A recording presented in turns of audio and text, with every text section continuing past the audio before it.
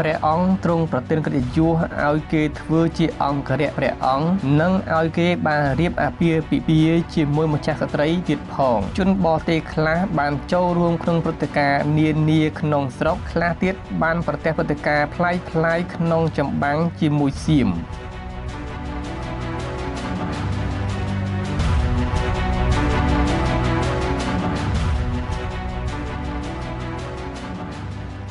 បាទសូមជម្រាបសួរដល់ពុកម៉ែបងប្អូនដែលតាមដានទស្សនាតាមរយៈ Channel ប្រវត្តិថ្ងៃដែរខ្ញុំបាទនឹងលើកយកនៅប្រវត្តិសាស្ត្រមួយទៀតទាក់ទងទៅនឹងពួកទាហាននិងពួកអ្នកផ្សងព្រេងដែលចូលមកក្នុងប្រទេសកម្ពុជាយើងបាទដូច្នេះសូមពុកម៉ែបងប្អូនរីករាយស្ដាប់ជាមួយយើងខ្ញុំដូចតទៅ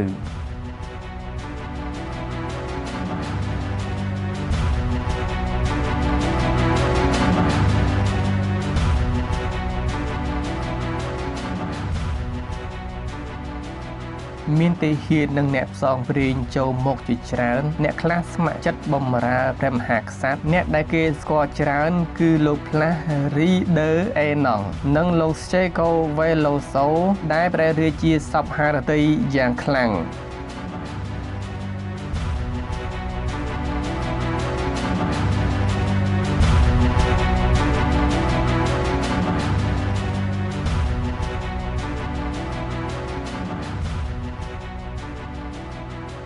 ព្រះអង្គទ្រង់ប្រទានកិត្តិយស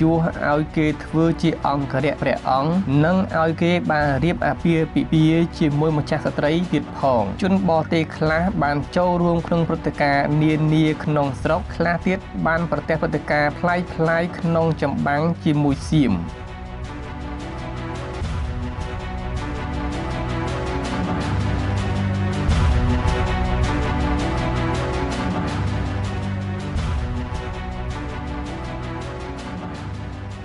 អ្នកផ្សាយសាសនាខ្លះបានសរសេរសៀវភៅ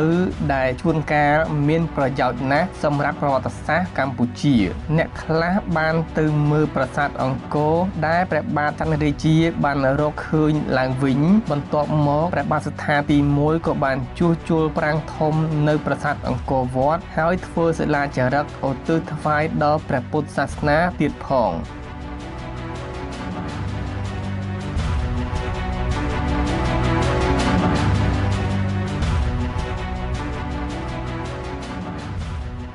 បាទសូមអរគុណដល់ពុកម៉ែបងប្អូនដែលតាមដានទស្សនាវីដេអូនេះតាំងពីដើមរហូតដល់ចប់សម្រាប់ពេលនេះខ្ញុំបាទសូមអរគុណសូមជម្រាបលាជួបគ្នានៅវីដេអូក្រោយទៀត